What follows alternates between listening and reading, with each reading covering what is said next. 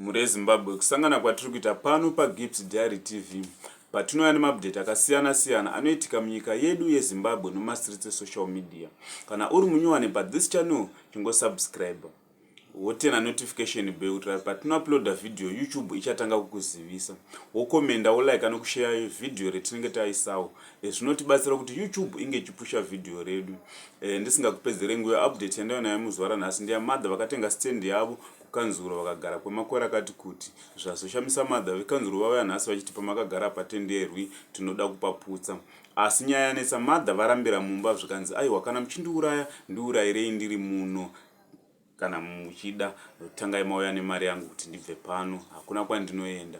Saka tichasangana mucomment section uchindiudzawo kufunga kwako pamusoro penyaya iyi kuti unofungei. Hatisangane mucomment section. Thank you for watching our content. Tisi tine nyaya dzinopisa.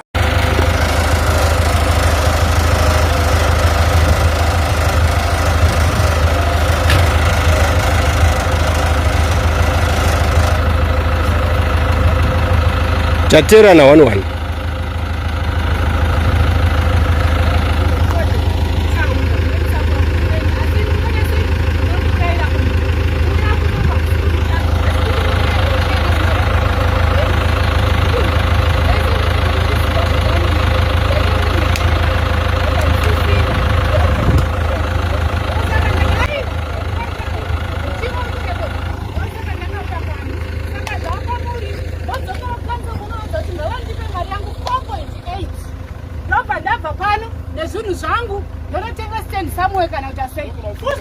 Besides that, bye-bye, vana vangu mchengeti.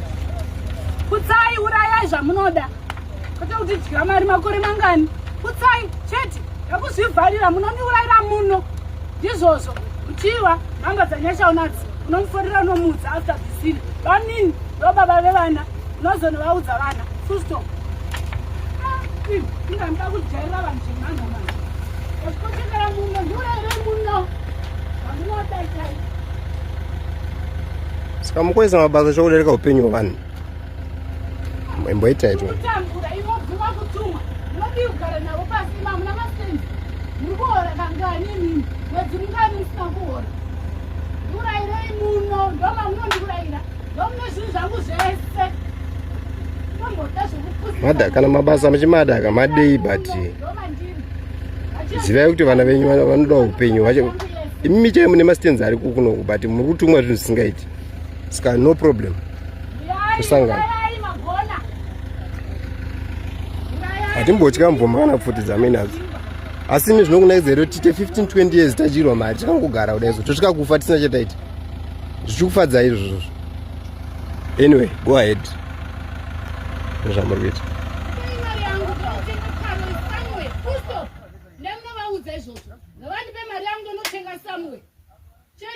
Musabvuma kufira mahara zvamunoda kuita izvi. Zviri nani mudzingwa basa munozoti basa ramatituma hatiri goni. Munofira. Hatiri weyambuya but zvamaita izvi. Munofira mahara chatitsvaga. Ndikukudzai. Handikuda muno ndiurayirei muno. Chatitsvaga 1-1. Mise ipapa chatitsvaga 1-1. Uza hatishandise kuuya kunokuenya tiri kutambudzika. Zvinhu zvakaoma mukati umu. Kana kuti muite service delivery you are there pakungoputsa zvinhu zvagadzirwa nevanhu. Chigadzira yakasisa ichite ready